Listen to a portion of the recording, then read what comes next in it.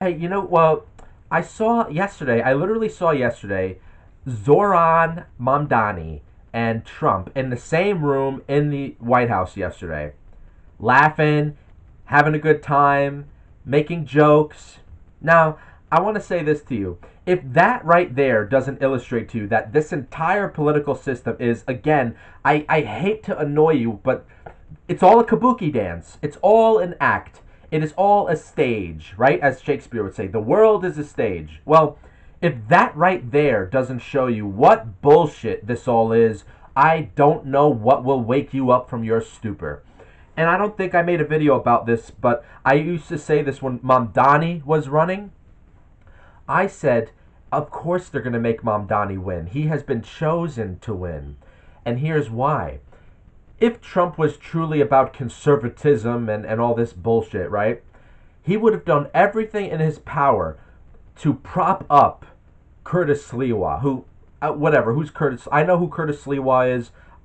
Pretty cool what he did in like the 60s or 70s with the trying to clean up crime and stuff, and he wears that gay red beret, whatever. But if he really cared about the actual idea of republicanism and conservatism, which is also a questionable thing, I'm not trying to legitimize that.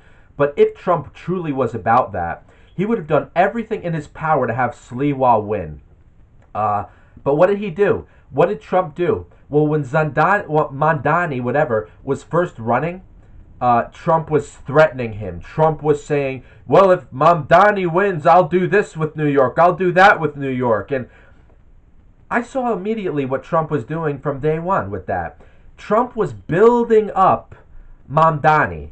He was building up Mamdani with the Democrats because he was making the Democrats say, oh my God, look how much Trump hates Mamdani. We have to vote this guy in. He hates Mamdani. This is the guy we got to vote in. So he was building him up that way. So what was the final concrete way to get Mamdani to win? You bring in Andrew Cuomo, the biggest piece of shit to ever exist. No, I mean they're all pieces of shit, but Cuomo, I mean he's like that big piece of shit that's sticking out of your toilet bowl and you can't flush that down no matter how many times. And then you got to get somebody to be like crushing it. No, I'm kidding.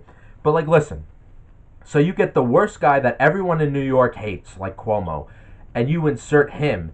And Trump endorses Cuomo, right? But of course Trump endorses Cuomo. Why did he endorse him? Well, Cuomo did everything he was supposed to do. He did everything with the remdesivir and all the things that they were doing to the old people in 2020. He killed all the old people. He did what Trump wanted.